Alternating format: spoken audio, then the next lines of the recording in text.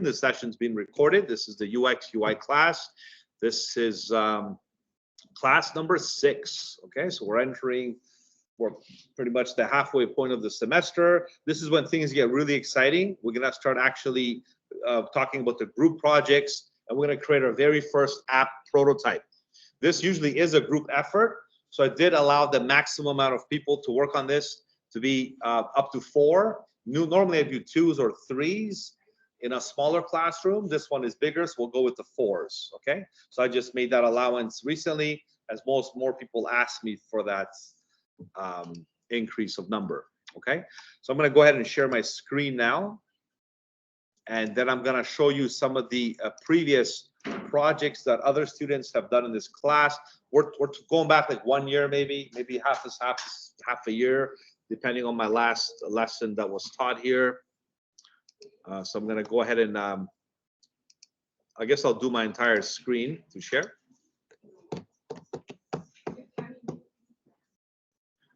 All right.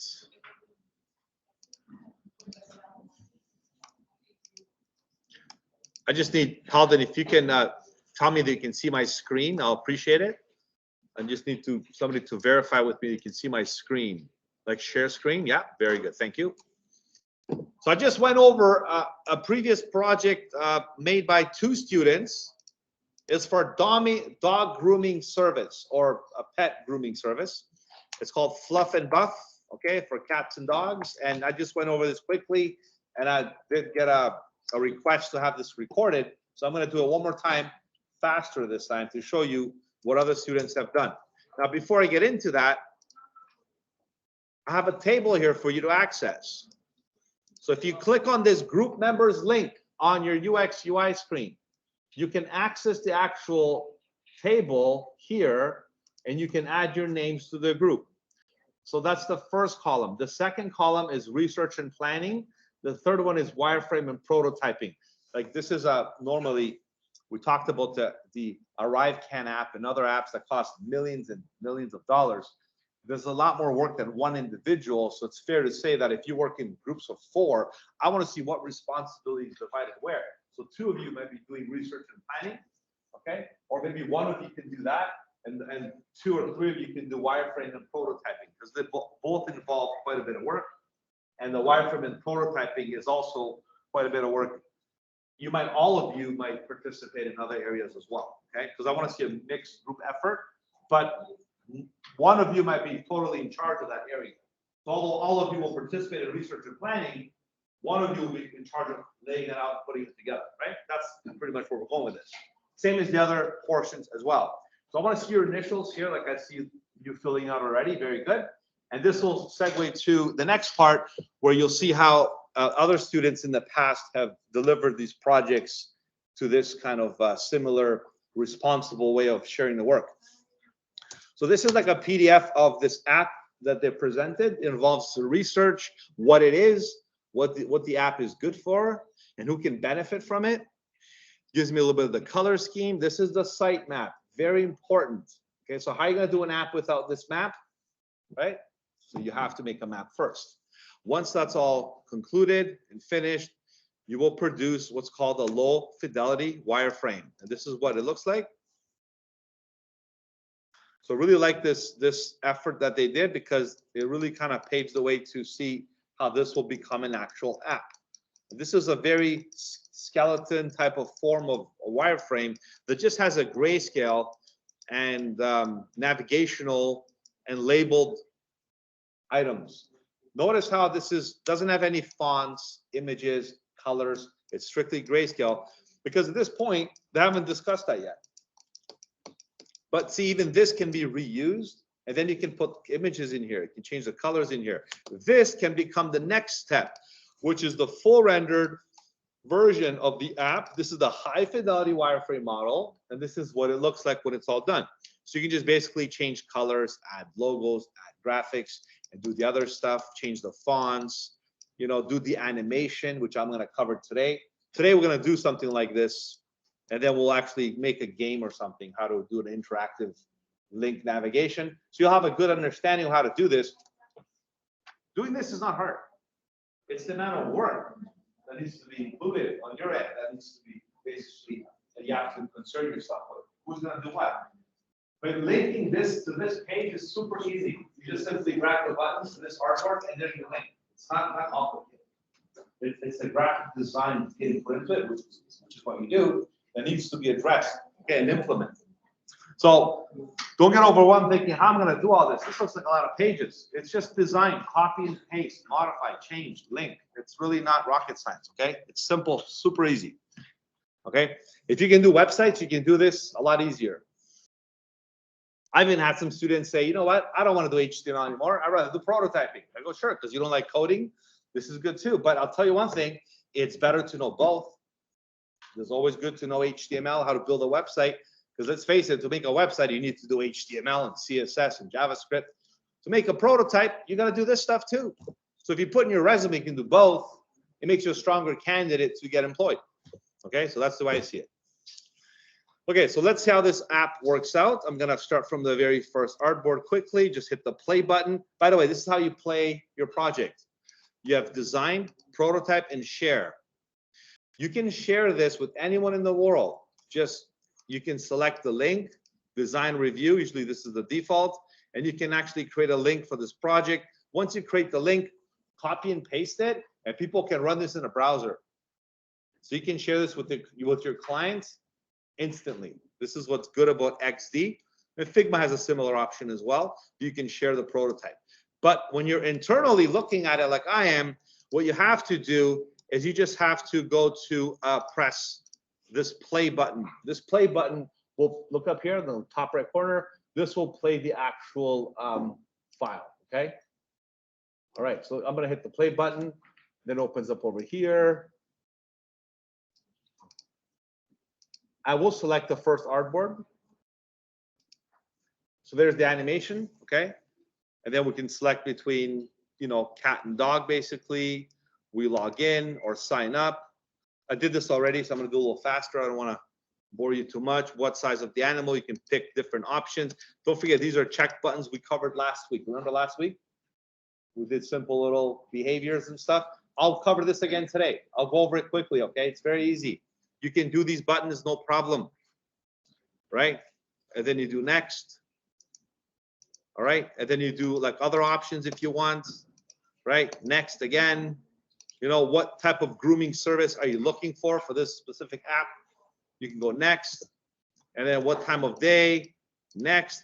And all of a sudden, the money you want to spend, and you find a groomer, and you pick the groomer that you want, and it takes you to that particular location. And then you go back here, you have a menu, which this can basically take you to other parts of the page, okay?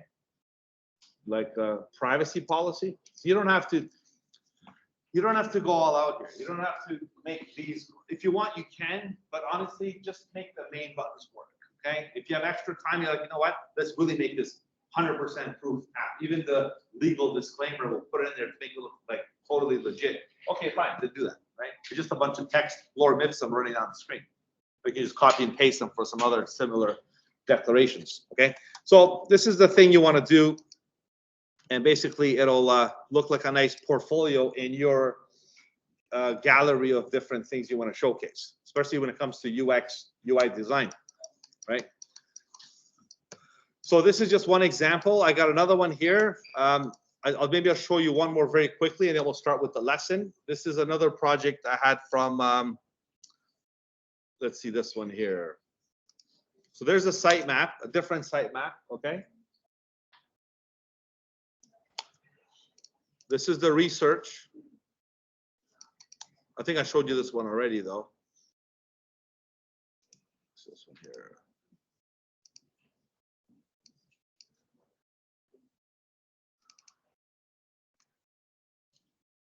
This is the low fidelity wireframe of the app. It's called the Artisan. Miniature NFTs is what's NFT app. Okay. So it's one of those cryptocurrency exchange little app platforms that you can actually make NFTs and sell stuff. So they did a nice job on the prototype. And you can see, like, especially the bottom buttons, really nicely laid out, nicely done. Okay. And this is the low fidelity. And then if you want to open up the high fidelity, this is the actual final prototype design that was submitted. And it looks like this, right? So this is the app here. So it's got a little bit of touch of color, some graphics and images. If you can see, the grayscale looks very similar to this one. You're just adding more to it. So I'm going to go ahead and hit the play button. All right, username and password, social media. You could make external links. So if you do have like a Facebook page or a group for that app, it could go to that page. If you click on it, it will take you to external hyperlinks. Let's click on the login here, okay? And you can make this more interactive, like you can scroll images up and down, you know, like you do on your phone with the galleries. You can do all these things, right? You can buy this one, confirm purchase, or message the owner. You can go back, go to profile. This is in customization. This is the account. This is the assets. This is the home page. So the main bottom navigation accesses different parts of the screen. And then you have, let's say you want to buy this one, okay? So you can confirm the purchase, right?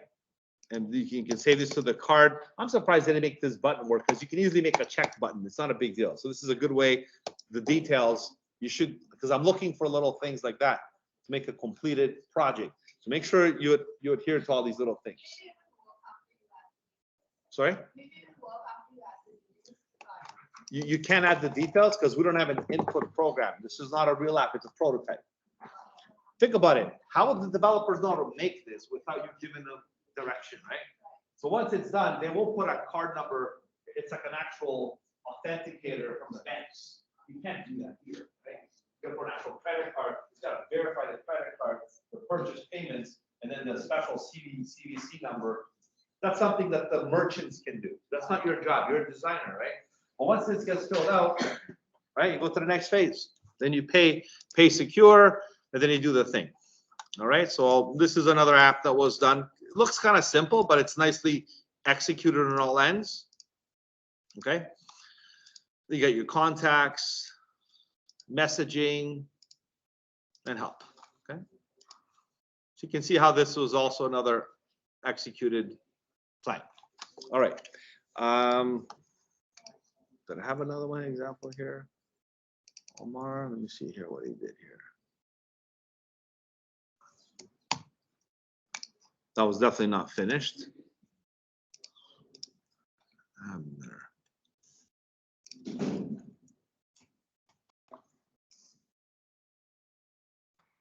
right, so let's go on to the lesson now. I can fish out a few more examples if you want me to, but I think this is enough for you to get started.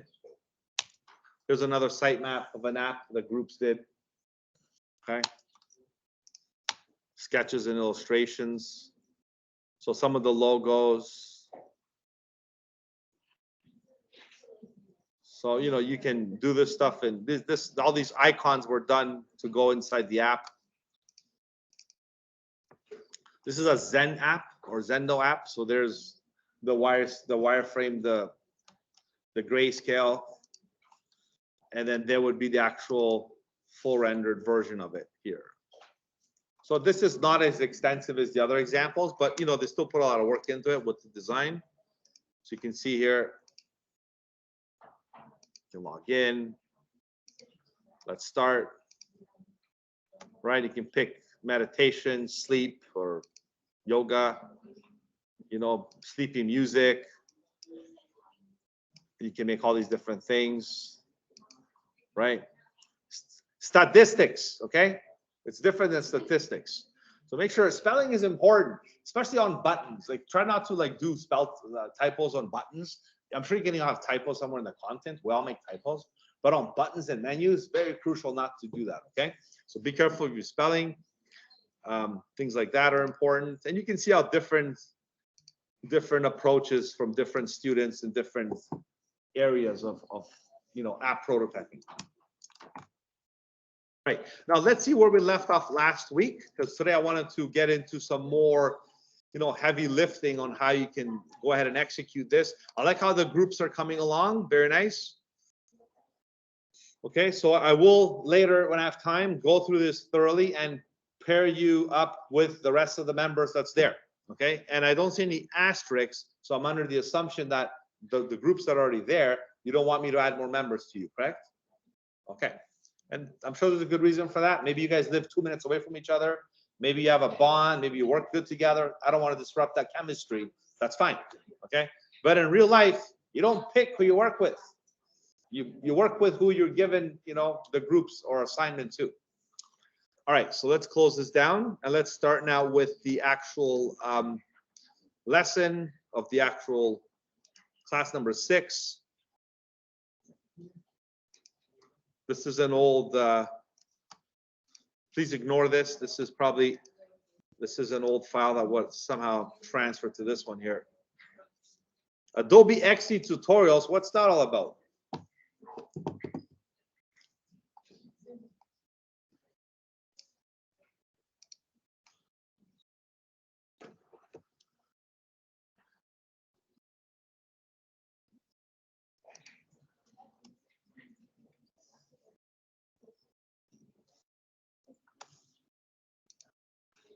I don't think the link, I think I have to fix the link for that one, but we'll fix that. XD basics.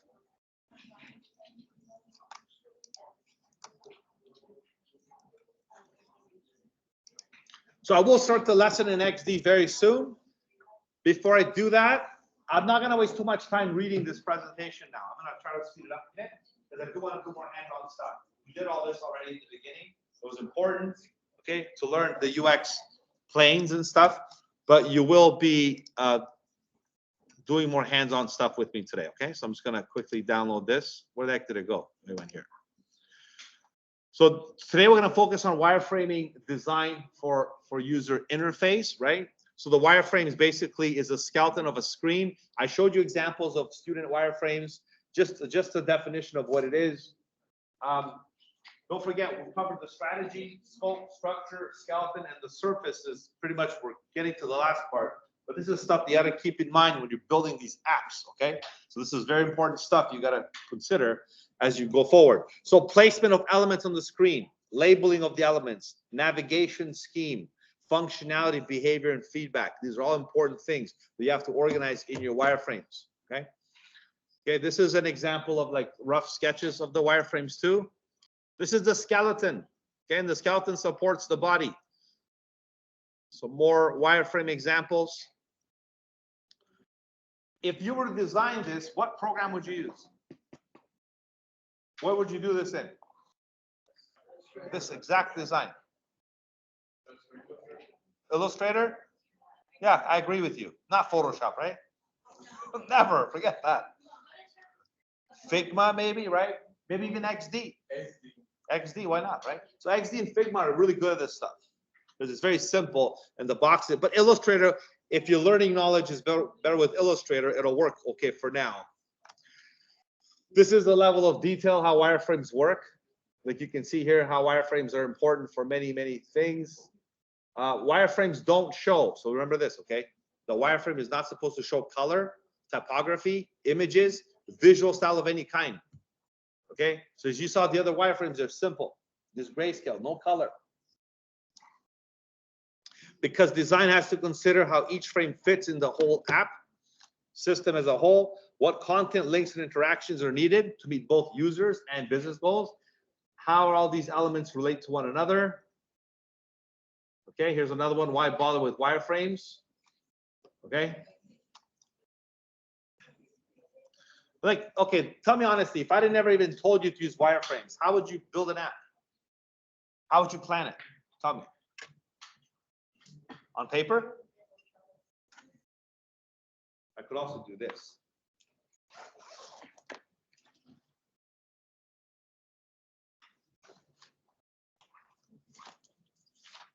I'll give you these, by the way. Pick them up from here. This is how you can brainstorm and do some planning. These are like different screens. So I'll leave this whole stack for you to use from, because we used that in the past. I just have some extras here. So this is how you would do your planning. I'm okay with using traditional methods. I love sketching.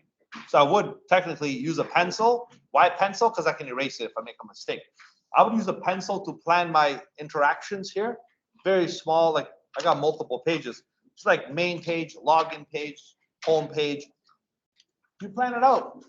Then you go and make it simple in Figma, Illustrator, or XD. Then you do the computer linear, cleaner design wireframe, okay? But initially, pen, paper, whatever you like to use to draw, use the paper, because it's better when you think cognitively and you use your hand. Naturally, this is how we're still of that generation, right? When I teach this class, maybe who knows, 20 years from now, if I'm teaching the same thing or not, let's say I teach something else. The next generation, they won't know. I don't know what schools teach these days. They don't know how to do cursive writing, the kids anymore. They're just using tablets in grade 1. So they won't even have the skills that you have, how to brainstorm and write things on paper, right? Think about that. I went to teach, I was at the Indigenous ground last Friday. I was honored to be in the reserve. I was teaching the youth how to do a basic creative exercise. And a lot of them used Chromebooks, grade 7s. They didn't even use a lot of the paper and pen. They all had Chromebooks, all these grade 7 and 8s. So we did a little exercise and little workshop and stuff, and it was fun. But I noticed more, there wasn't a lot of, even at this is the Indigenous Reserve. That's so much technology that even the schools here in the normal communities don't have. Because they're funded by the government, there's a good program, and I was happy to see that, by the way. So more and more, you see less of this, more of this, right? Okay, so let's keep going here. What wireframes tell us? Basically, what content will be included, how the content is organized, which content is most important, location on the system, where can users go, how will users move around. So very important things you got to consider when you do the wireframes. Establish cores and paths. So cores are the primary pieces of content and functionality you want users to see and interact with. Users take paths to enter and leave each screen in the system. The goal is to prioritize content on the screen and delineate clear paths for people to get to and from each screen.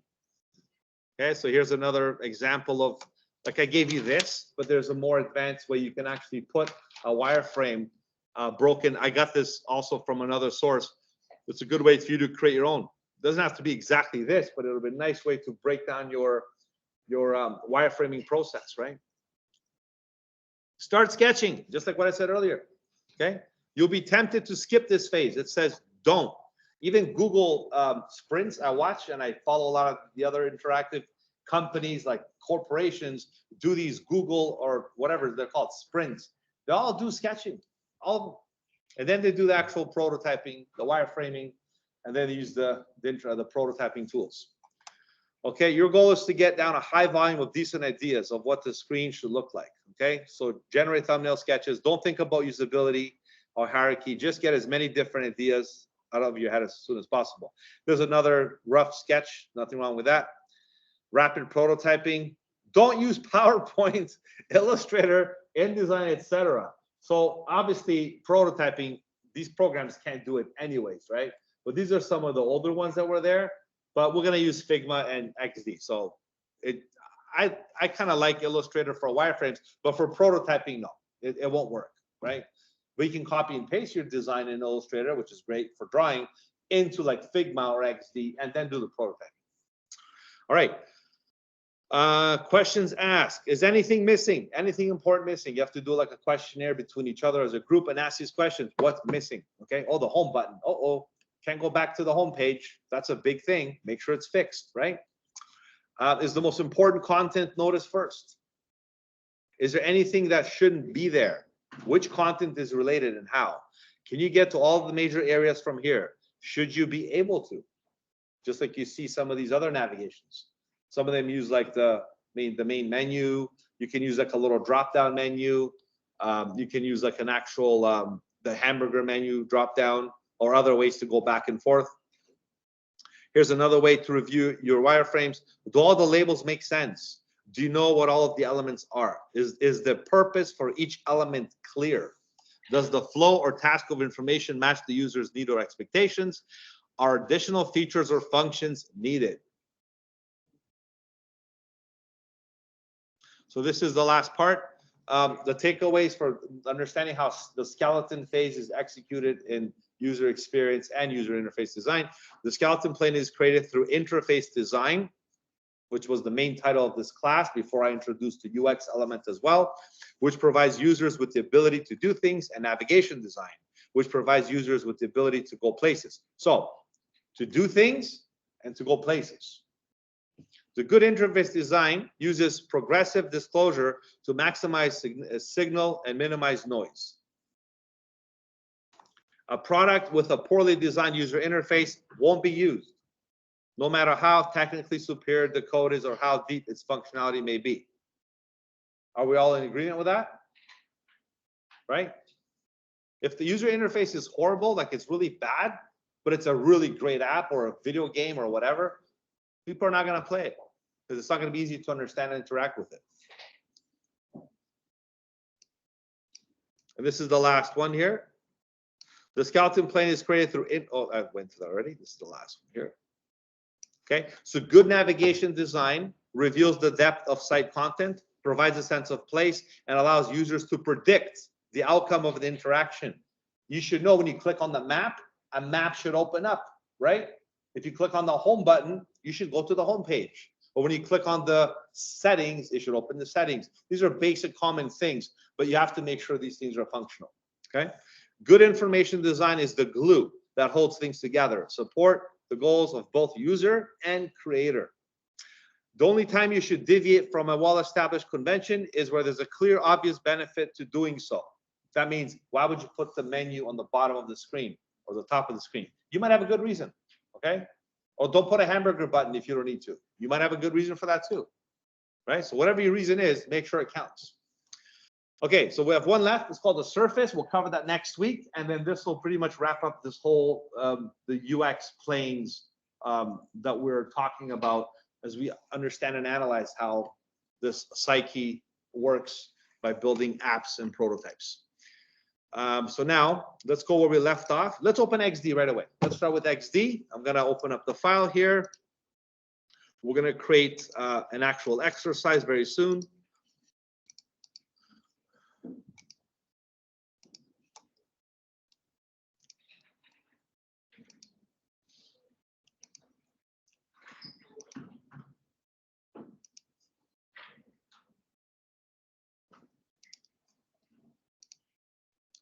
And I also gave you a present last week, did I? I gave an early Valentine's present, remember? Here's your early Valentine's gift present. I gave you all this, okay? So happy Valentine's Day, there. Look at all this, all right? So if this doesn't help you, I don't know what will, okay? You have this under your, here.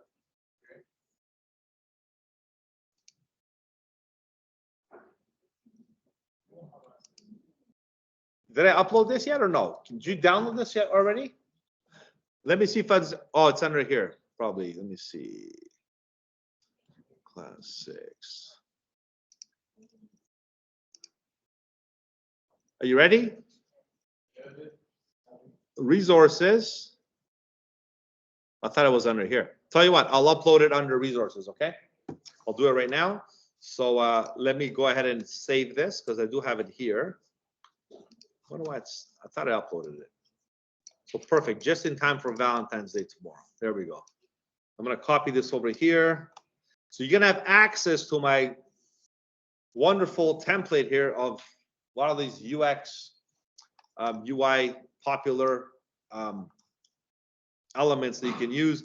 I know you have the UI kit due, but I do expect something more original, okay, or customized, because I can recognize these. These are all universal. If you want to utilize some of these similar styles, I don't mind, but I really want to see your own UI kit. So please be mindful of that. And I'm going to go ahead and add this right now.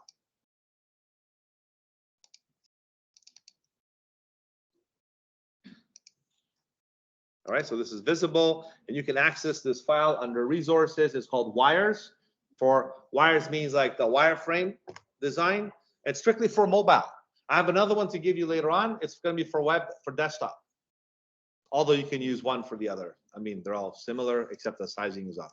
So resources, wires mobile, and this should help you a lot with your app group project. Because look, I don't want you to start doing, you know, like I don't want you to waste time drawing a bunch of hearts and a bunch of hamburger menus. Like, you don't have to recreate, you know, some of these things like the arrows and stuff. Like, you can use these like check boxes, X's, although you could make them yourself, but you can easily use this one here. Look, you can copy it and paste it to your document, right?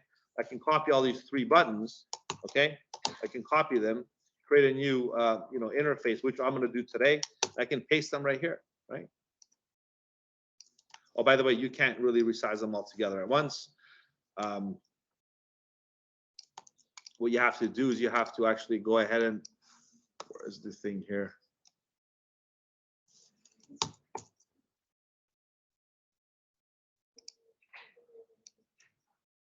If I group them, I could resize them. You understand?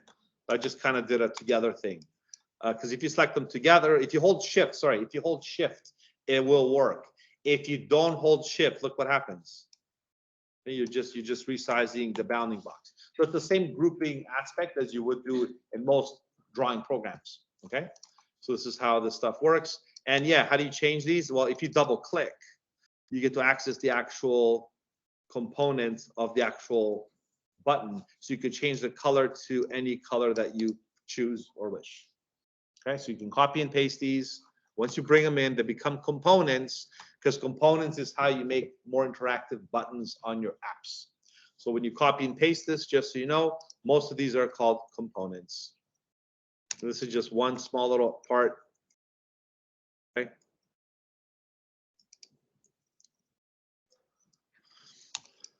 Yeah, so this is going to help you. I mean, I don't mind. You still have to do a lot of modifying, colors, sizing, stuff like that, make it look your original work. But it also gives you a lot of ideas. Like, this is a feed. Whether you're doing like an Instagram feed or some kind of social media feed, you could put things in here, right?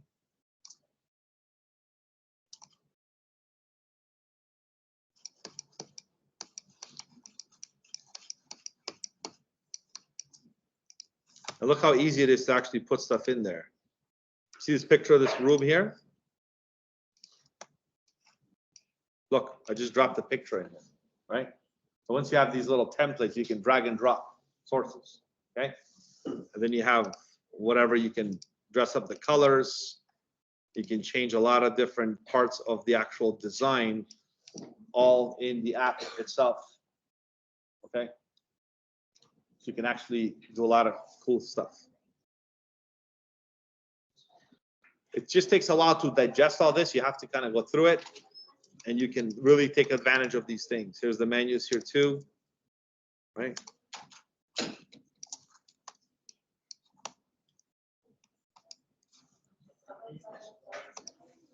All right. So now let's go ahead and I want all of you to participate in today's activity. So I'm going to give you like maybe 1 minute or 2 minutes to get on your computers if you're not sitting down. Some of you are with other people. Maybe open your laptops. We're going to create a file from scratch. Okay, we're going to create an actual interactive menu with a welcome screen, and I'm going to make sure everybody kind of gets their, you know, get your feet wet, as they say, or get involved and learn how to do this. So let me see what class 5. This was another example of a user of a UI kit. Okay, so having this in your resume or your portfolios is good to have. Okay, I would make a few of these. Nothing compared to what I showed you, what I gave you though, right? So some wireframing tips.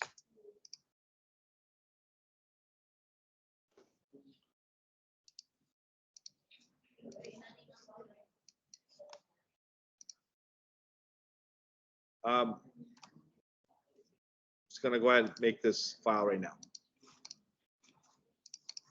Are we ready? Okay, let's create a new document. What are we making? We're making an iPhone 14 Pro Max design.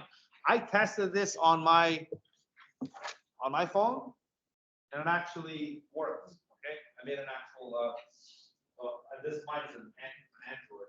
We did an Android simulation of iPhone 14.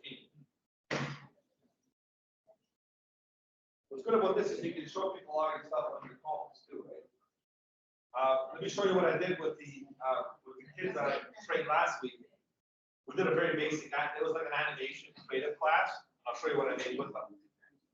They were not allowed to have their phone in class. One of them did it, they got the phone taken away from him, he got in trouble. There was a fist fight in the recess room. That was trying to do it. Kids are those kids, right? But let's see, we gotta turn off the Wi-Fi. It's so slow. Although to tell you what we did, they made an origami animal of their choice. They made an animal in you know what origami is?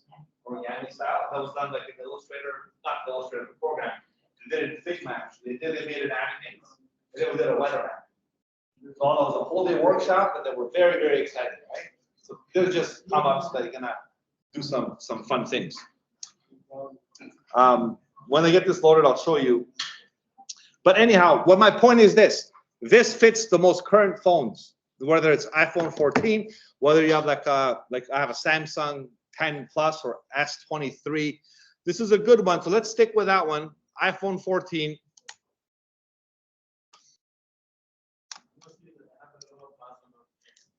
Which one? 12 comments for what? Oh, 12 Pro Max. Oh, I see. That one works for you? Go with that one. That's fine. Because maybe it's not the updated version. If you don't have the latest update, go with the latest one that you have. Yes.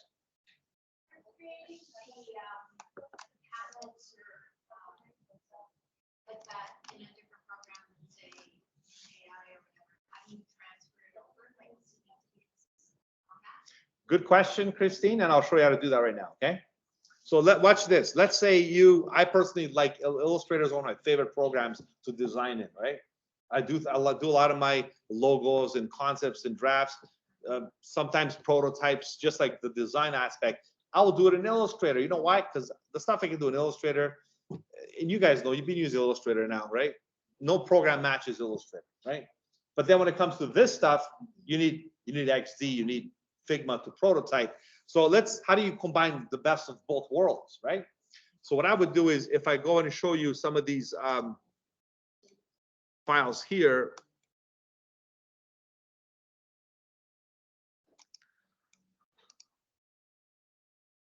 let me just open up some of these.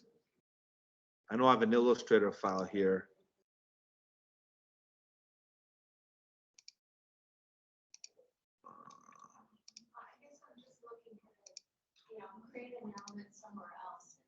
Yeah, but I want to actually show you an example because I have an this is not my computer, so whatever I have here, I'll find something to show you exactly how that's going to work. It's a good question. I want to answer it. So let me here. Okay, let's say these sketches here, right? If I open this in Illustrator, let's say you do choose to do a lot of your stuff in other programs. Illustrator, yes. All the other programs, I'm not sure. I don't know if it's going to support some of the online programs. Okay, but if it's the native programs like Illustrator. That's right. So you have to experiment that. But I can tell you one thing. If it's Photoshop, Illustrator, no problem. Because Adobe makes both, right? So if I go ahead and just ignore this, right? So you see this design here? Look, I can copy this, go right to XD and paste it. Okay, so this can be definitely brought in to XD from Illustrator. Copy and paste is still like the #1 thing you can do in some programs, but is it always the best option? No, it's not. Because look, let's say I want to bring all these, let's say we did a wireframe in Illustrator, right? So look what I can do now. Watch this. Let me just delete that. You can right click and open this in XD. So there it is. So whatever I did in Illustrator can be opened in XD. That's what I like about XD, because you can just bring up and open anything you want. Then you can start doing your prototyping. So you can do like 80%. You can do 90% of your work in Illustrator, make all your graphics and your pages and layouts, and just take it to XD and just link it. If you're not familiar with that program. So that'll work. Just open that up. If I had a Photoshop file with multiple artboards, I can do the same thing, open it up in Photoshop into XD and just link the web pages or the prototype of the website or for the app and make it look like an actual functioning product. So it works really well with Photoshop and Illustrator. Like superb. And that's why designers love XD. And the fact that it's not being continued, it gets a lot of people upset. But that's okay, because Figma is also a great tool, and I can't wait to show you that next. So once we wrap up the XD side, we'll get into the Figma for the next project that you're going to do, your personal portfolio prototype app and a website. We're going to use Figma for that, okay? So we're going to mix it up. Images are easy, drag and drop. Simple. Yeah, PNG, JPEG, all the standard images should work. Not PDFs though, because PDFs are individual documents. You have to convert those to JPEGs or something else. Just like you can't put a PDF in your HTML website, right? You can put a link to a PDF to download or to open, but not insert it as a source. It has to be an image like a JPEG or a PNG. But if you're using let's say you're doing like, you want to do your wireframe boxes and everything in a different program and just make them PNGs and bring them in. I think you can do that. But whatever that program is, it does have vector support. You can copy and paste those elements into XD. I would copy and paste in that sense. But try saving it. It might work. What program are we talking about? Does it have the prototyping stuff? It does. You still have to make it though. It's custom. Like it's not going to give you a template that you're going to like, yeah, I like that. No, there's not. So you're going to have to make it. Yeah. But it has, you know, it has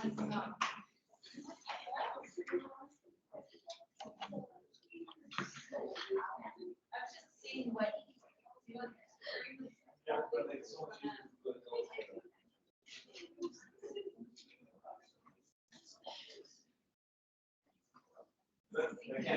It's easier to bring it in. Okay, so basically, yeah, that's how you can bring in files back and forth. Let's go ahead and now we're going to create an animation of like a login screen. Okay, so we're going to create a logo first. Let's do a very basic. I know we went over the basics last time, right? Yes, we did over the interface. Let's quickly recap. This is your document. We made an iPhone 14 Pro Max. This is your design tab, prototype and share. There's three main places. These are your tools, okay? This is how you create objects. Look, this is a rectangle tool. You can round the rectangle, right? Just like you would in Illustrator. You can keep drawing rectangles. You can draw like circles, right? Circle elements, triangles.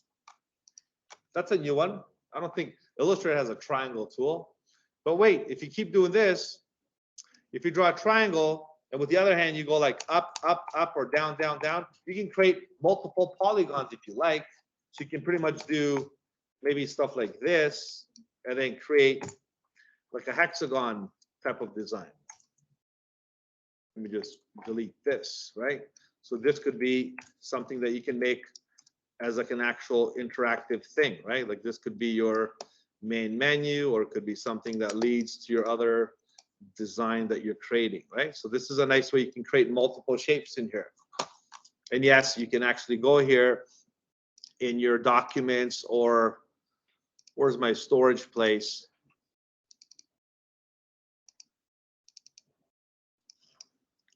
Right? You can just drag and drop pictures just like that into this program. When you drop images in here, if you double click, you can control the images inside the container, or just like I will reference InDesign, or select a container and resize the container as a whole. I love how flexible XD is when it comes to editing images, placement boxes, hexagon, rectangles, whatever you're into, because you can do a lot more complex designs than your typical rows and columns. Look, I'm doing a hexagon design, right? And I can change different colors here if I want to, just by simply doing, you know, some of this stuff as well. Okay, so you can really, really, you know, basically do anything that you want with X. Now, don't worry about that part. I just showed you some of the basics here again. And the pen tool again is the pen tool and the type tool. And this is your artboard tool, because this one, look, this one you make other artboards. Now, thing is, you have to remember this. When you create artboards, don't just make them any size. They have to match the iPhone criteria. So don't just start making artboards. You can do that for fun and maybe experiment. But when it comes to creating a prototype, it's better that you duplicate the current artboard and make the changes, right? Than making a new artboard. Does that make sense? All right, so make sure you follow that trend.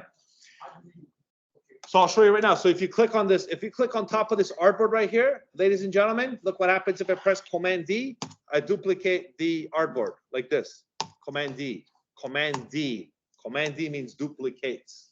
You know what else works? Option drag. Okay? That's how you duplicate.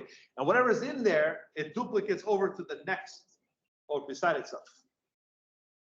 Okay, so now that we established the basics, so this is your tools.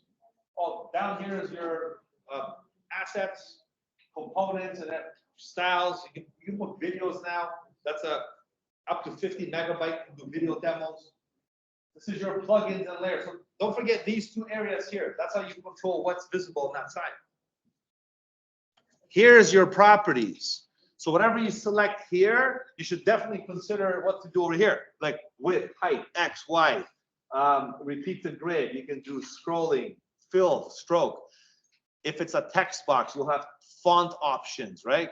If it's an image, you might have image options. So whatever you're selecting here, the properties will give you the options here, just like you would in Illustrator and Photoshop and InDesign, same thing. All right. And lastly, this is how you get to share your stuff, like play it. You can add accounts and that kind of stuff. I'll get into that later. For now, let's just keep it simple and basic. So what I want everyone to do is let's create a design first. I want to create something with your name, make it personable, maybe your initial. So maybe click once, because look, if you click and drag, you create a text box, right? You create a text box. We don't want a text box. I want you to create just one text field. And just put your first initial of your first name or your last name. Mine's like M, so I'll put M for Milo. So just an M. I'm going to go with the selection tool. Just grab the bottom. Look again. If you grab the bottom of the text, you can resize it this way. So it's a little, you know, not as traditional as your normal bounding box to grab the corner. You just grab the bottom because it's a text field. So put the M in there. I'll make the font a little bolder, bold.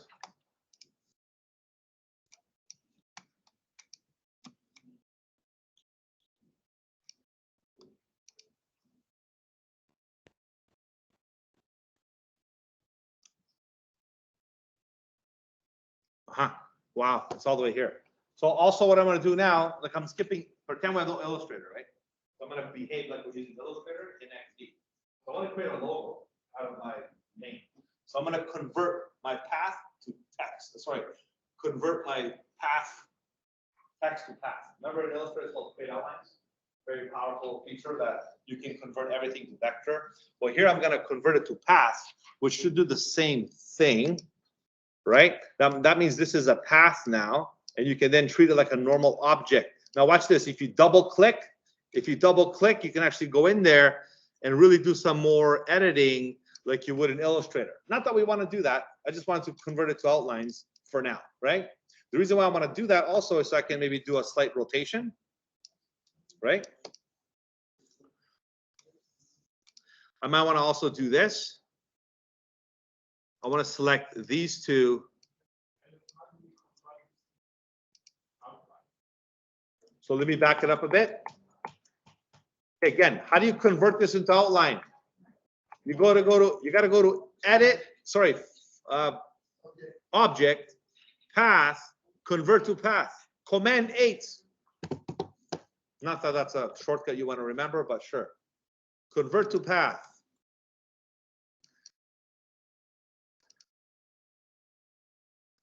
So I'm going to move this one down a bit.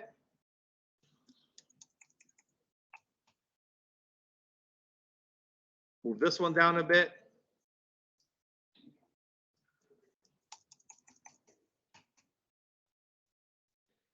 Move this one up a bit. I'm just doing some basic editing, right? If I double click, you get to treat this like a normal, you know, like your anchor points tools in Illustrator and stuff. Do me a favor, you don't have to do this. I'm just showing you an example. We're gonna get right to the next point right now. So once you have your outlined letter and the things you can do with it, as you know, your typography, sure Roberto gave you a lot of exercises for typography stuff you can do with text, letters and stuff. So I'm just gonna make this a logo right now very quickly by using one more shape.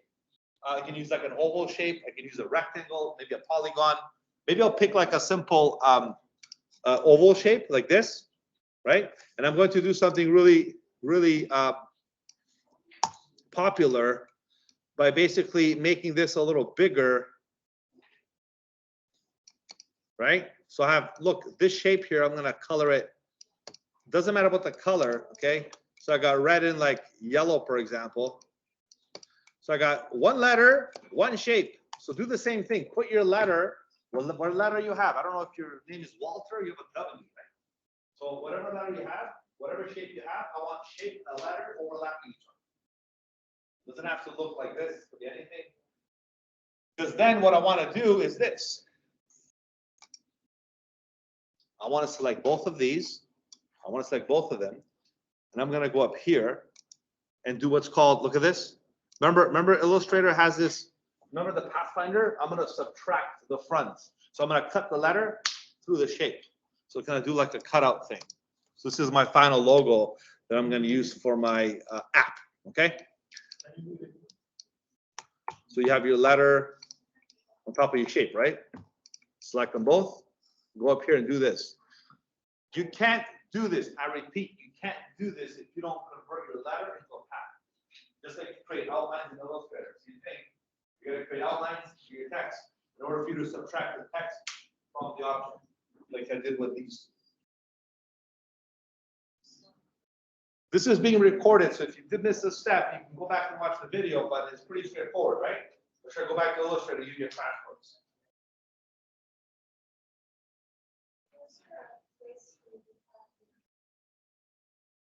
You're not concerned about layers right now? Okay. My circle goes in front of the letters. Oh, I see. So in that case then, and maybe I should have made that more clear. Here's your shortcut, same thing. Command Shift, left or right square bracket, or you can go and do the right click, arrange, bring to front, send to back. And if you want to do the layers, look, if you want to do the layers, then Christine, here's what you can do. You can do the path, you can bring it underneath or on top of your shape. But the layers have to be activated from the bottom left corner down here. The layers. So maybe the layer should be on for everyone. And then finally, you get to maybe, I'll do a slight rotation here. I get to select both of these. And if you're familiar with the Pathfinder and Illustrator, I'm going to use the second button here that's called minus front or subtract to basically create this design of this kind of cutout of a logo that I just made, which I'm going to color right now.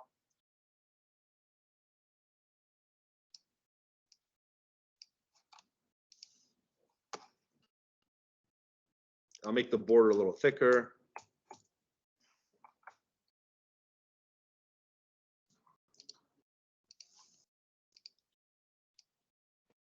Yes. Sorry? Would like this, like to subtract one from the other. So make sure they're both selected. And the Pathfinder is up here, these boxes here. You want to use the second one, which is, it's called subtract. It subtracts the top from the back. And then I just change the color to something else because the red's like kind of bothering my eyes right now. So I'm going to go with a more subtle blue or something. And then I'll even take, look, how do you take out the border? I just, look, deselect the border. So there's like no border on your logo right now. It's nice and simple. It's a solid color and there's like the logo. And look, you can do this in Illustrator. You don't have to even do it in here.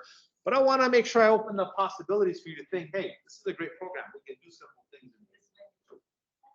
You want to use colors in design.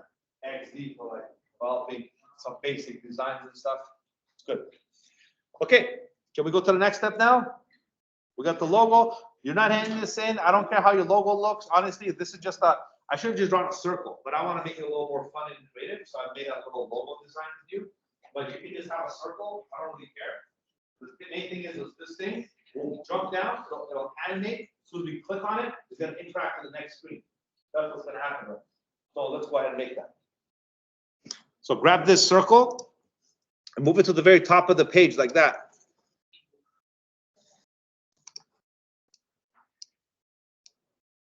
Like this. Like it's barely touching my artboard, but I do want it to overlap slightly. Like I do want a little bit of an overlap, okay? Because if you don't, it might accidentally go outside the page and it might not be associated with that document. So make sure it's touching slightly to be part of that artboard. A little trick I'm showing you along the way here, which I encountered as I did this numerous of times. And then what? Well, then if you click away, you should have it clipped right to the edge. You can barely see it. Then if you double click on the actual title, call it intro, INTRO, which is the intro or the animation intro. All right, let's see.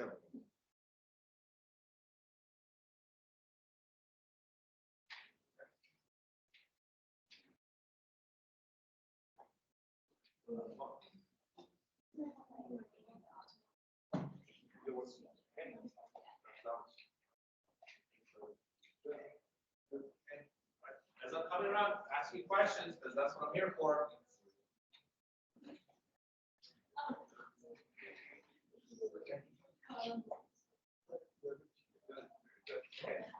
Everyone looks like you guys are on point. Excellent.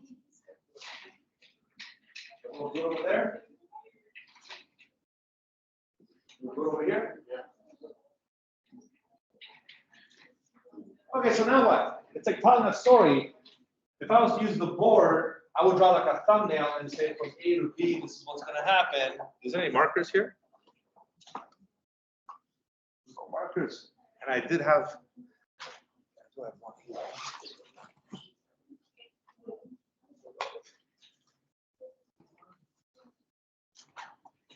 Brought the wrong briefcase. All right. But I would draw a thumbnail of a screen linking to the other screen. Okay, so you can actually create that storyboard. And what happens next is this: you select the whole thing and you press Command D or Control D on the PC. You duplicate the artboard. And then you grab the logo and you bring it down here. So now how do we connect the two artboards and have an animation? Right? Sorry? Go. Prototype. You go to prototype mode, right? So that's exactly what we're going to do. So we finished doing the design. Now we're going to go to prototype. So you got to switch back and forth a lot. The common mistake people make is they forget where they are and they start doing stuff in the wrong area. It's like, you know, you have to make sure you're in the right. So there's design and there's prototype. Make sure you're in the right place. The only reason why it should be in prototype is to connect the artboards to do some kind of interaction, whether it's clicking on a button, whether it's auto animate, whether it's something to do with any type of input. Otherwise, you should be in design. So design and prototype, very, very important. So now we're in prototype. We're going to click on the artboard because you see this will happen by itself. We're not doing any interaction. As you open up an app, what happens on your screen? It does a little, like, remember what bank you're with, right? Remember it has a little animation and then it goes in, your fingerprint, biometric ID, or you log in and you go inside. It has some kind of a animation in the beginning. So this will connect this artboard. Watch this little arrow. I'm going to drag it to this artboard here. Just simply click and drag, and this will connect the two. So what that's going to bring up this function over here, this interaction, right? What's going to happen is the trigger. Do we want to tap it or do we want it to do it by itself? So we're going to do time. Time means let time take its course. Let it happen on its own with time. How much time? Well, we'll determine that in in milliseconds or seconds. How many seconds should it take for the logo to drop down? What do you think? 1 second? 2 seconds? 2 seconds like an eternity. People are not patient, David, these days. 2 seconds, like, oh, this is broken. I'm gonna exit the app. That's what they're gonna do, right? You're not patient for 2 seconds, right? So we'll do like 1 second, right? So, 5 seconds. Oh, I can go home and come back and make a coffee. 5 seconds, that's forever. 1 second. So you type in one S, 1 second, right? If you type in milliseconds, how many milliseconds in 1 second? 1,000.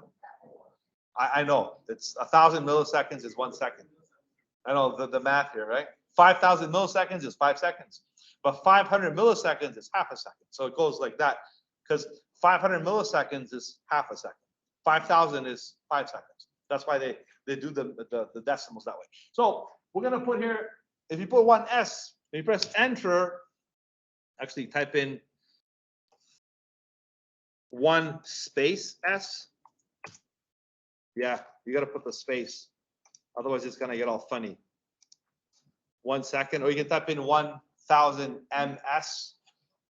Let's do it this way. Yeah, so whether you put 1,000 MS or do 1 second, it should be just fine. If you click here, it should be 1 second. The type, you have transition, you got auto animate, hyperlink, overlay. You're gonna do auto animate because that's exactly what's gonna happen. It's gonna animate by itself. It's gonna auto animate the object coming down from one artboard to the next artboard. So we're gonna do auto animate. And the destination is intro 1. Can we rename that? Like instead of intro -1, I want it to be more meaningful. What can we name it?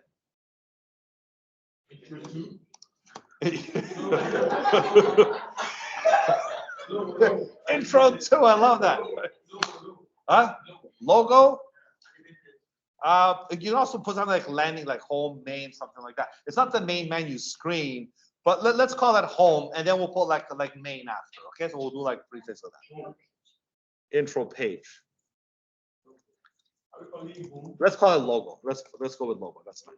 Intro logo, just so it differentiates, right? So from this, so look how nice this is now. Even though we changed it, it's gonna go to time auto. It changed as soon as we changed that. It updated the variable, the destination, to logo. Oh, by the way, this is called the delay. We don't want a delay. I do apologize. Just put 0 for there. 0 seconds. Delay means like you're gonna hesitate. So no delay. This is how long it gets there. So 0.3 seconds, right? This is 300 milliseconds, right? So this is where you can put 1 space S. This is where you put the duration. Then it's called easing. Well, you know what easing is? Right? What is easing? The way it moves, right? You go accelerate and deaccelerate. Like a car, when you press the gas, it jumps, and then when you slow down, it slowly decreases speed. Right, so it's more natural. You can create the law of gravity with this, right? And later on, we're gonna create a bouncing effect, where it will actually mimic the law of gravity. It's gonna go up, slow down, speed up on the way down. So we're gonna apply these physics to come to life. For now, we'll keep it simple. Yeah. So just put ease in and out. We'll do best of both here, ease in and out.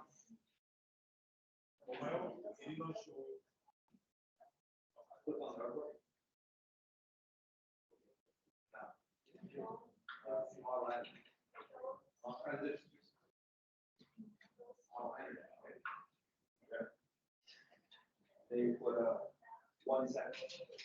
Ease in and out. Okay, it's time for us to test our animation so far. So we click here, we press the play button. You gotta watch quick because it's gonna be really fast. 1 second. So here it is. 1 second. That's all we gave it. 1 second. Let's watch it again. 1 second. Who's got a stopwatch? Okay, 1 second. That's it. So now what happens? Now we get to click on the logo and we go to the home page or something like that. right? What's that? So up here, there's a play button. There's a play button at the top right corner. If you press the play button, it'll play the actual animation. It'll do that. Wow. Right? There you go. That's it. He's done. Finished. The project's done. This. Here's the logo. So now what happens next? We click on the logo. We get to we can put sign up, log in, all these other things that you see on a normal app, which takes us to the next page. So maybe we could put some elements. Might as well let's do that, right? So if just to speed up the process, okay, I'm gonna keep it very simple. So I'm gonna put a username and maybe password. So go back to design. You see that? We're done the prototype. Let's all go back to design. Let's draw like a simple rectangle here. Okay, this will be the username for the password. By default, it gives you like a centered position with a white fill and like a slightly gray border.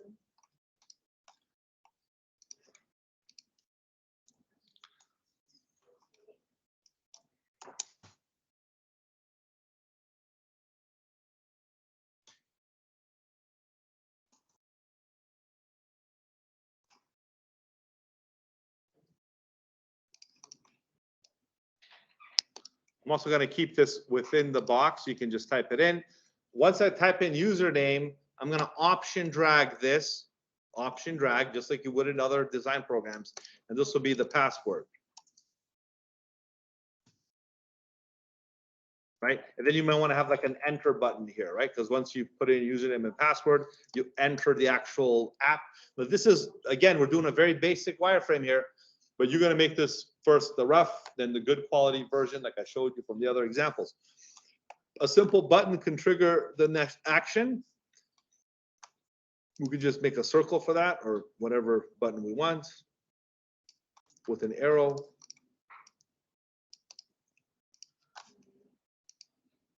I want to keep these styles, like consistency is the key. Like this is another thing I want to point out when it comes to design, as you know this with other designs you've done.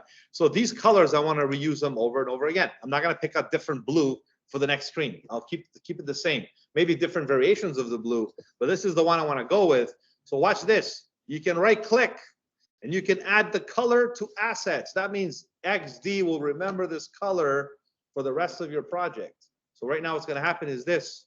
When you go to your assets, there's the color that's already recorded. Same as the gray. That gray that I'm using for my username and password, I'm going to go and add color to assets as well. So I got this gray. This is the hexacode. If you do a website, you're going to type that code, which is the 00C4FE or the 0707070. So these are codes that you can use in your HTML and your prototyping here, and you can keep reusing that. Another thing, this font, this color, this text, I want this to be also a style, just like you create character and paragraph styles in your other design, well, InDesign, right? So if I right click, watch this, add character to style. So now I got the Helvetica 20-point Helvetica new style saved. Okay, and I can put like a header, a subheading, a heading, and body text. I can create my style sheets right off the bat and reuse these components over and over again. I should call them character styles, not components. They're two different things. All right. So I'll create more of these as I go along, but those are the two main assets you can reuse, colors and fonts or character styles. So they're called character styles and color styles. The components is something more advanced. That's when you create more interactive grouped elements together into a component to do more interactions with. That's why you make components. Okay, this button here, I'm going to keep it nice and simple. I want to increase the border size. I'll just press the up button. Maybe this will have another circle in there to, I guess, enter, go, or whatever, right? I'm going to have a circle instead of circle, right? So this will trigger that to work.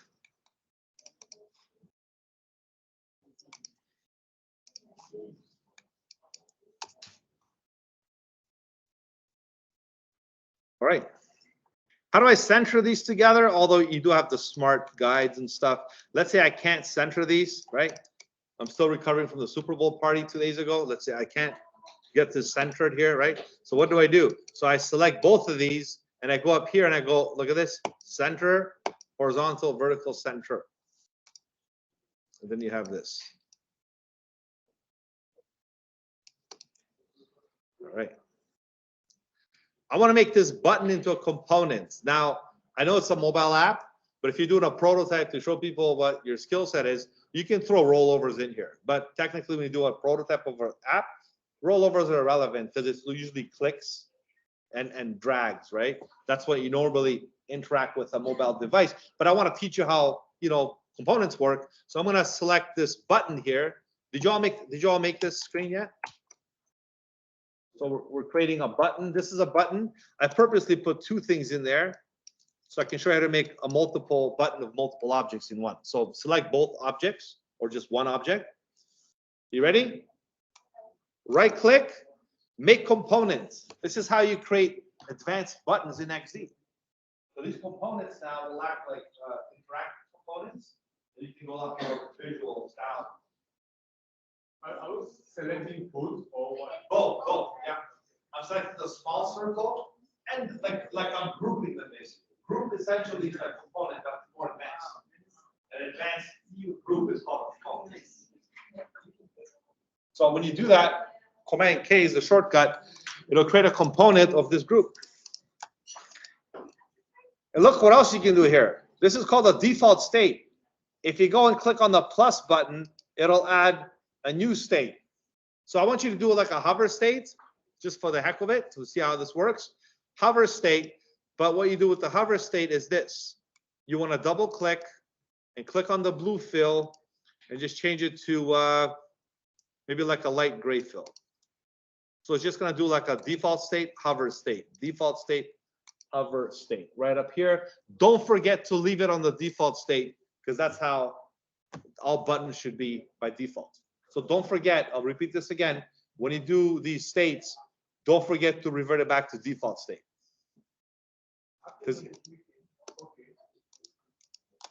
So now go ahead and press play, test your interactions, press the button, like the hover state should work, right? You press play it again, everything should come out just like that. You're ready to go to the next page. Yeah.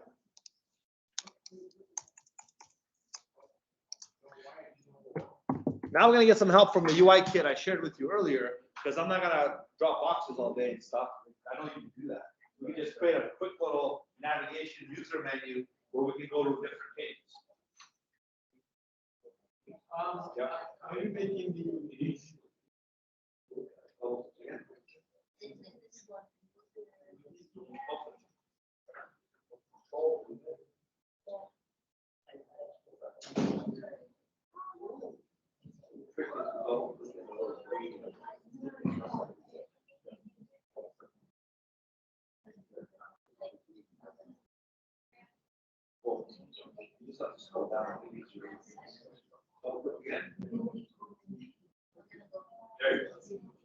Scroll down.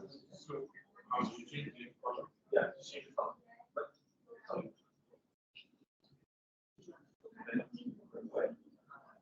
Don't forget, go back to all you change the default. That should change. So okay, Okay, change that. Now, go back.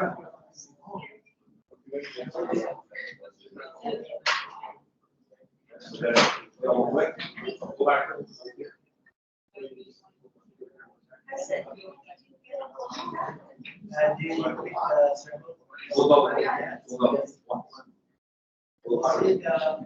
Now you can see that. Now score. And then one more step. Pick your color. Right? Color again. Scroll up. Go back to the default.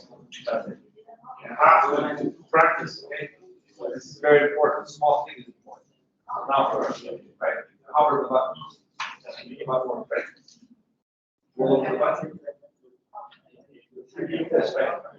The other one change is Humber state, right? Okay, are we okay so far? All right, now let's go ahead and create like a more expanded option with menu and buttons. You can see this is not difficult once you get used to the program. It's quite simple actually. It's just getting used to the interface and how things work and what to watch out for. Like the little things I'm pointing out are important, like hover state, default state, creating components, double clicking to access the component group, clicking away, changing prototype to design view. These are all important key things to using the program. Right, now we're gonna go ahead and use the file I shared with you, which is the wires. Let's see how we can utilize this template for our main menu. So we have a sign up screen here.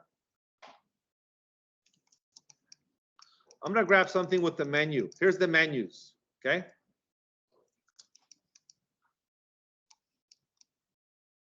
I'm gonna grab this menu right here, which has a very simple little listing of different things. Maybe this one actually. I'll grab this one here. I'm gonna copy this. Go to my design file. Now watch carefully what I'm gonna do here.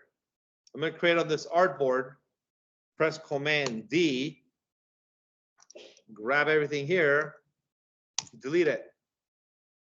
Or you can just make the same artboard matching the same parameters. 430, 932, keep it the same. Changes to main. Main, this is the main screen. You know what I'm gonna do here? I'm gonna hit Command V. I'm gonna paste the main screen in here, right? So I just pasted the menu that I copied from my template file. How else can I dress this up? Perhaps I'm gonna grab some other elements.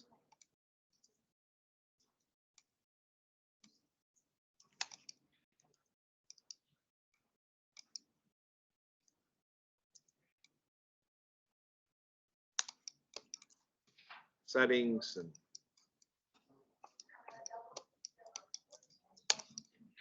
there's lots of options here for you.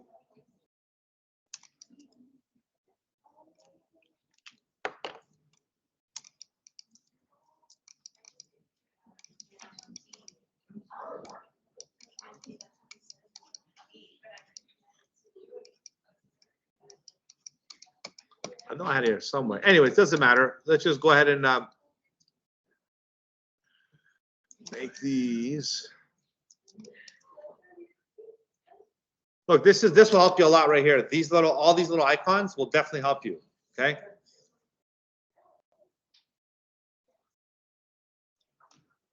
So whatever you want to use these buttons for, go ahead. Maybe I'll use like the back button. So I'll just use this back button here very quickly, and I'll use this button here. Just gonna copy these two, and I'm just gonna go ahead and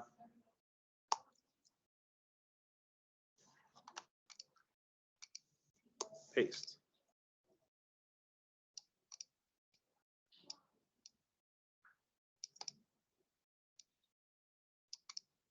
And this is my little arrow to go back.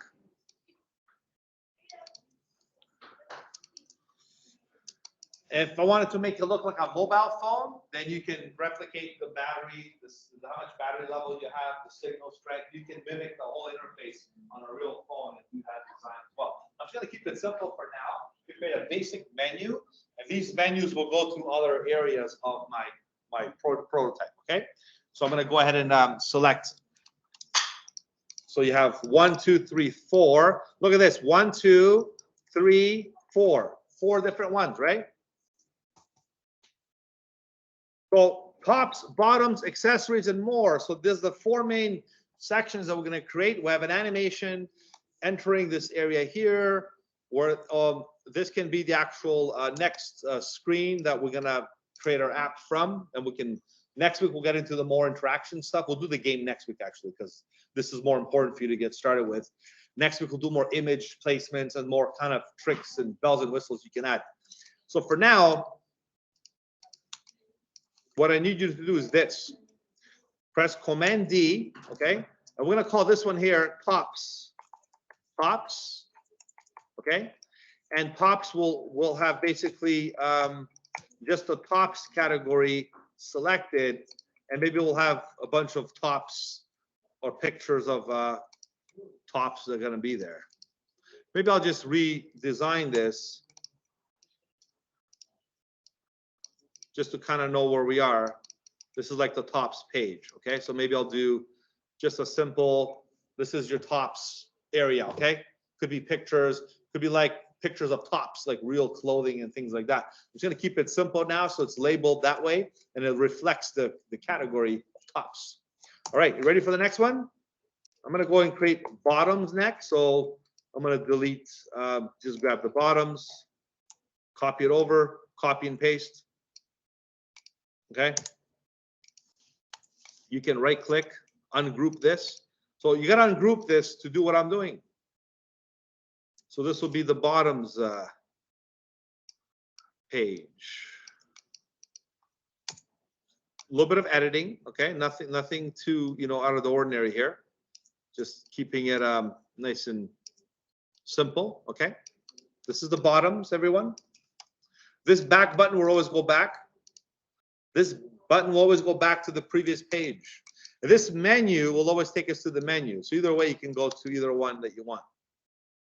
Okay, so next one. So let's name this one bottoms. I'm going to upload this file to the class. You can actually access it for today's lesson as an exercise file. Next one's going to be called accessories. Will it work if I spell it wrong? If I misspell accessories, will it still work? What do you think? Yes or no? Pop quiz question. Will it work or not?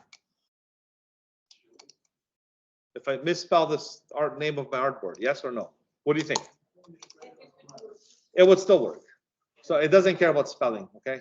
It's not like HTML where you make like a typo, like you put HMTL instead of HTML, like it'll still work, right? So it's one of those, it's pretty user friendly that way.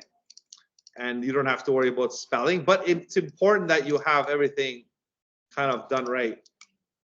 Okay, last one. This is gonna be more. So we're gonna hit paste. So we want more.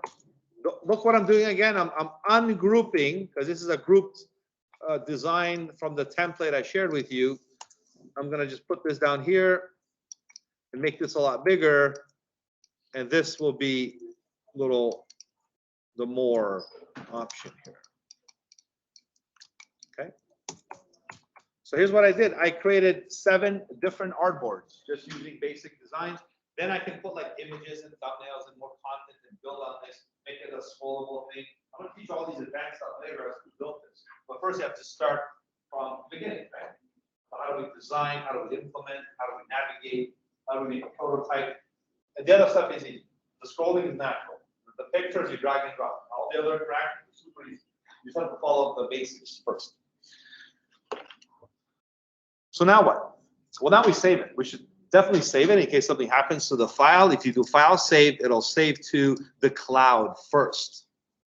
Okay, so I'm going to call this a very basic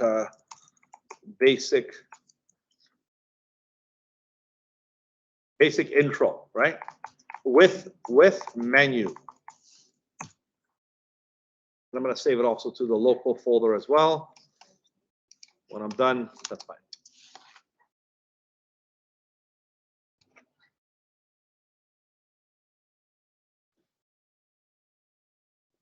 So are we understanding this so far? Okay, so basically let's connect it now, right? It's pretty simple. We go back to prototype mode, everybody. And basically this button that we made a rollover, look at it, this is where it gets tricky, okay? Gotta watch carefully here. This already has an action of a component set up. You watching? But from the hover state, because we made a state already by rolling over, right? So this is the only exception. When that happens, it's not going to roll over. When you roll over, think like logically. When you're on top of a button and it changes to green, then you click, correct? There's two actions, hover and click. So if you're hovering, then you might be able to click and then go to the next page. So if you miss this step, it's gonna break the button, it won't work. You can't just go click and drag, because you apply a hover state. Now for the other buttons, you don't have to worry about it. I just purposely wanted to explain how complex this can get. If you do put rollovers and stuff, you gotta be mindful. So again, I'll repeat it one more time. If you just click on the button and you're in the default state, it's gonna already give you an action, which you should say right away, wait a minute, what's happening here? Well, you already have a rollover state. So in that case, go to the hover state, because from there, you wanna create the interaction to go to the next page. This confuses people all the time, so I wanted to explain this thoroughly, okay? So make sure you're in the hover state, you go to the next page. And then don't forget to put it back on default state. You reset it back to default state. Then everything else is super easy, because all you do now is you basically go, okay, so this arrow here, then this goes back here. Oh, by the way, this is a tap trigger. You can do auto animate, and you can put the destination here. The duration, you can make it instant. Just make it, to put 0 seconds, okay, or 0.1. That's the default. So this goes back. This one is on tap, auto animate, 1 second. I mean, you can make it 1 second. It's not a big deal, but I'm just gonna make it 0.1, so it's faster. There's no animation here, so it should be instant. And 0.1 is the minimal time you can add. There's no 0 apparently. There's no 0. There might be, but you have to kind of do this. Yeah, 0 seconds. Okay, there is a 0. Same as this one here. Okay, 0 space S for 0 seconds. And again, it's so small, the time you won't tell the difference anyway, so don't worry if you have 0.1 instead of 0. Okay, so this goes back here.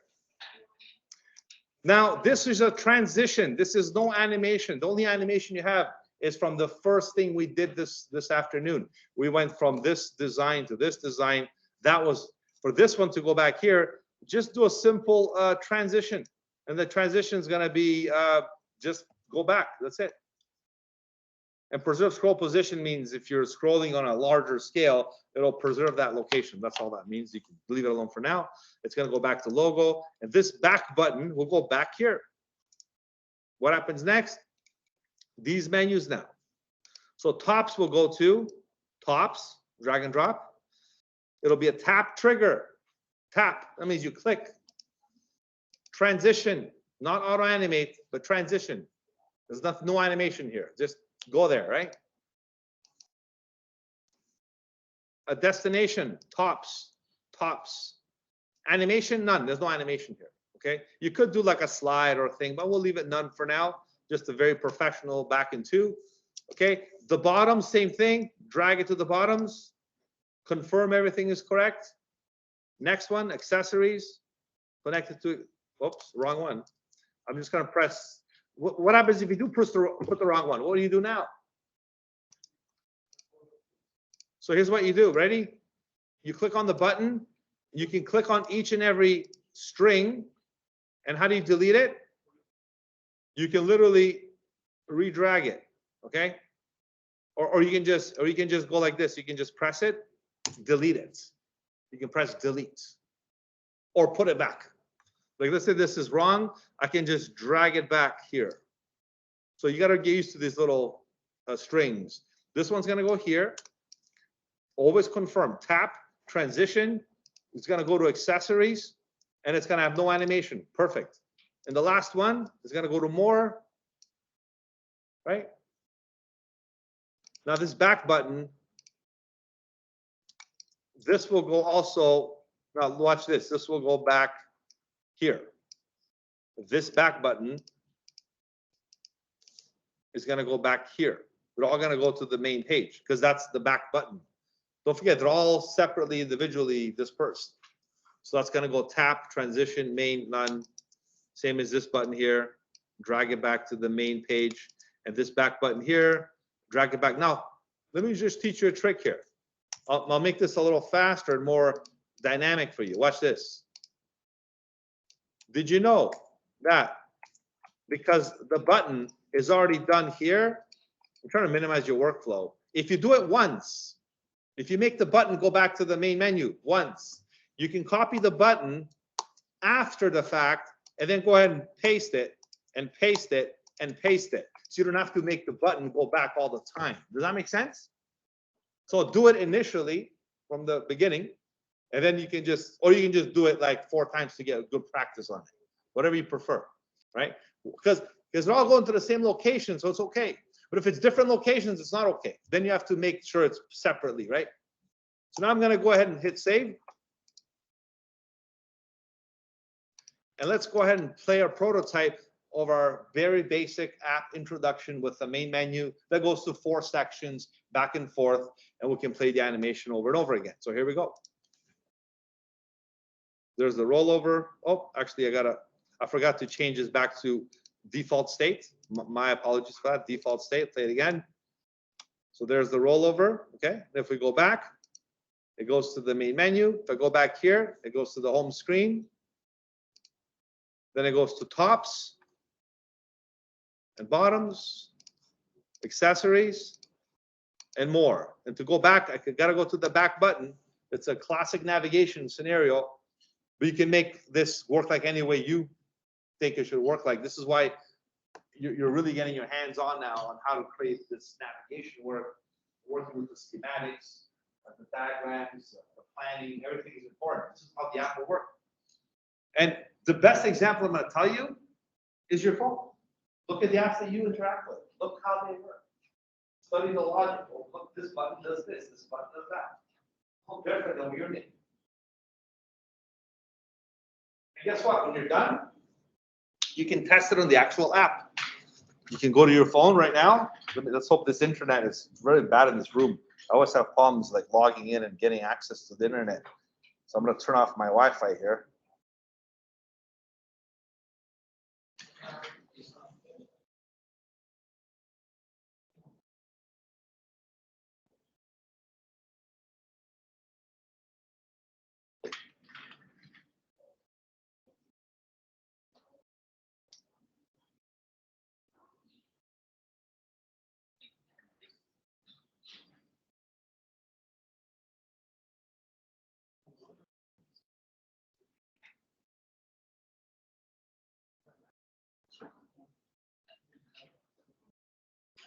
Okay, you missed the animation, but look at this. Look at my phone, right?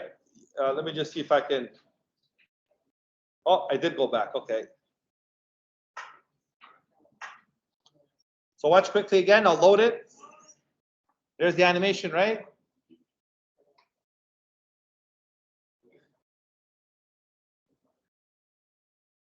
Now here's the problem. Look at this. My rollover button doesn't work. So that's going to be a problem because it's an app. It's not a showcase. So if you're going to show somebody your app, don't use rollovers, right? I know they're cool, but on websites, not on apps. So do not use rollovers because now guess what? My app will not actually work. Okay, it won't work. So I'm going to take off the rollover now that I showed you what not to do, and if you do it, be careful and stuff. I'm going to go quickly here and test the rollover. Basically, how do you delete the rollover state? So I'm going to go to the hover state, okay? And I'm just going to go, or just delete this interaction altogether, right? So there's no hover state, okay? So I'm going to go and just delete the hover states. Delete, right click, delete. So what I'm going to have here is a simple tap trigger, okay? So this will just go here in a tap transition. It's going to go to the main page, and that's basically what it's going to do. I'm going to hit save, and now I'm going to go back to my phone here, and hopefully it's going to update the latest file.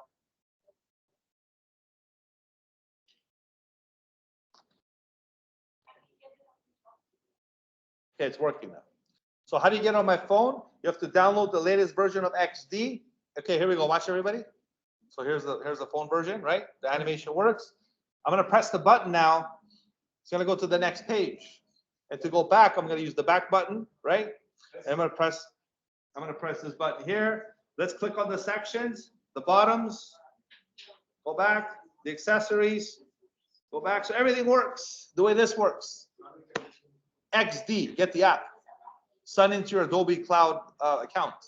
And you can, once you get the app, once you get the XD app on your phone, save this to the cloud. The same cloud you sign in with your Humber credentials, it's the same credentials you log in here. And when you go to save this one, like save not local, when you just do a normal save, it saves on the cloud. And when it saves to the cloud, you have access on your phone. That's it. Same with Figma. So this is how you can actually now go ahead and test your prototypes. Well, what do we learn from this? Do not do what? Don't do rollovers. Save it for your website, because the website, the next project will be a desktop prototype of a website. You can put rollovers there, and then we'll do other interactions. But for this one, it's all clicks. Wait, there's more. I want to put a bigger menu here. Now let's pretend there's 4 more pages. So watch this. You don't have to do this part, just watch. You see this main page? I'm going to go back to design. Look at this. I'm going to make it longer. This is called a fold line. The fold line is where you start scrolling on your phone when the other page happens. Do not mess around with this. Do not do that. That's going to mess up the whole preview right now. So I'm going to press undo. This is your fold line, and it's called the viewport height. Your viewport height is 932, which is the same height as your artboard. So just do not touch this, whatever you do. You can make it longer, because every time you make the artboard longer, right, what happens is this creates the viewport height. Because that's when people scroll below the fold line. That's what it's called, right? So unless you have to do this, I'll just do it on this one. I'm not going to do it on the other one to show you. And I'll copy these menus. I'm just going to go ahead and do this now. Option, drag them down here. So I have like a continuous menu type of scenario, right? There. I have a big menu of products that I want to sell, and I have all kinds of different options here. Now what happens? So now if I press, again, let me go do a quick save. Saves it to the cloud. Hit the play button. So there it is, right? So what happens now, because I have more, look, you scroll down to the other parts. See, it scrolls. You get it? So then these work too, by the way. Actually, no, these only work. Right? And later I'll show you how to fix the scrolling position of this, because I know it moves. You can have this situated so it's fixed. It sticks to the top all the time, no matter what, okay? You know, these things can work any way you want them to work just by navigating with them.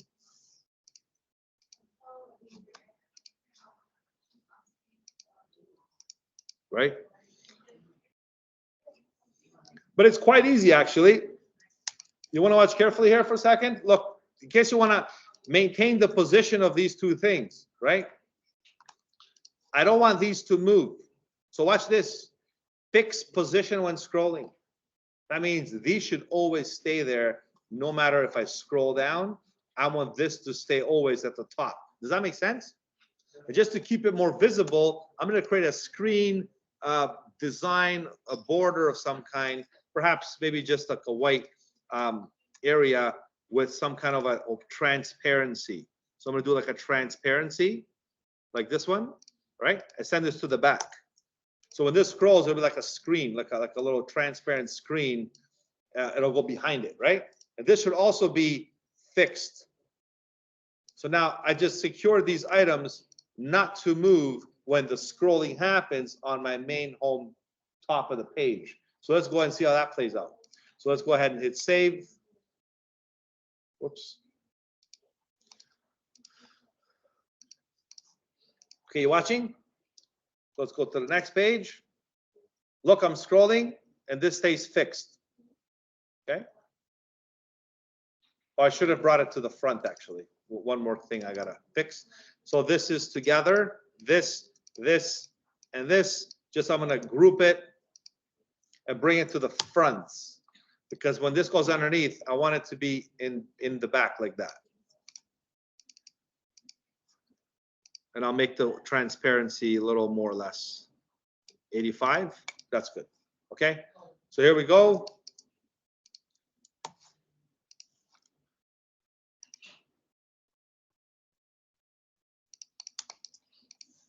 I think I gotta do this again. There we go. Okay.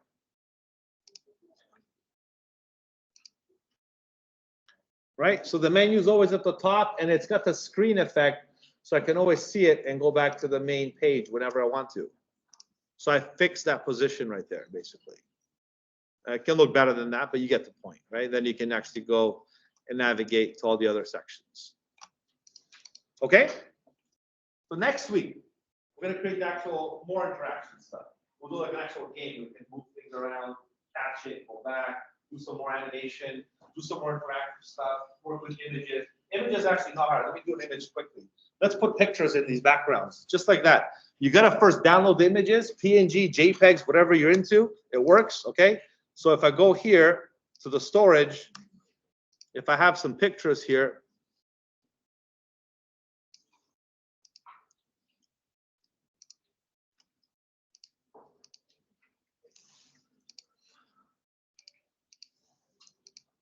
because I have 2 images, okay? I only have 2, I don't have too many. So I'm going to utilize those. So this picture here, I'm going to move it in this background and move this picture in this background. Okay, so you can literally go ahead and, let me just actually use this one here. Here's the picture there. And here's the picture for this one.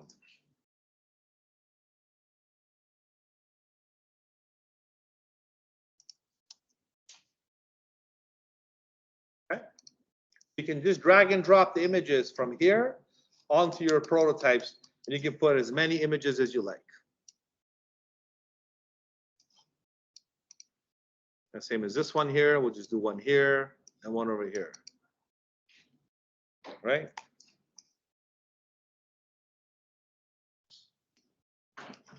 There we go. It's working here. Right? So I just added some images by dragging and dropping different areas, and sure enough, it should work the same way. Let me start from this one.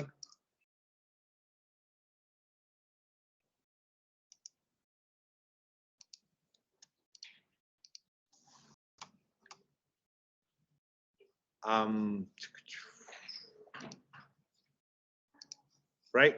Press play. So here we go. So now I have a scrolling menu. There's the pictures, and you can see how no matter which one they have, you can put pictures and graphics in your, prototypes, whichever way you prefer. You can always go back and forth. Okay, and should update on my phone as well once it's done. I go ahead and update or refresh my screen.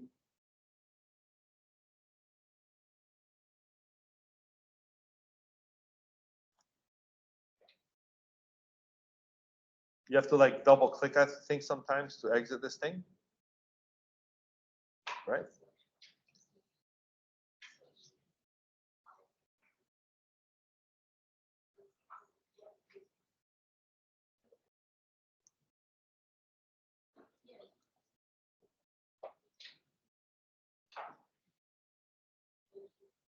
Yeah, it works well.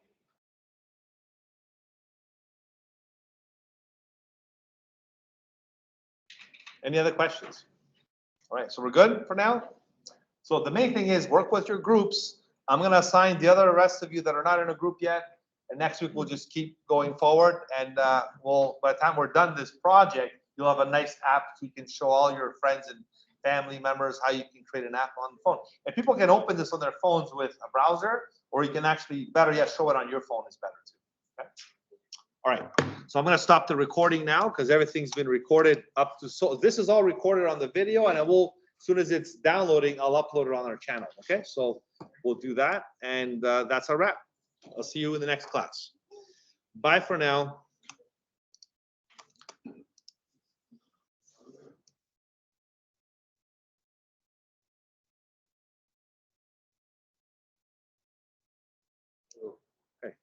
See you later. Bye-bye. For this project.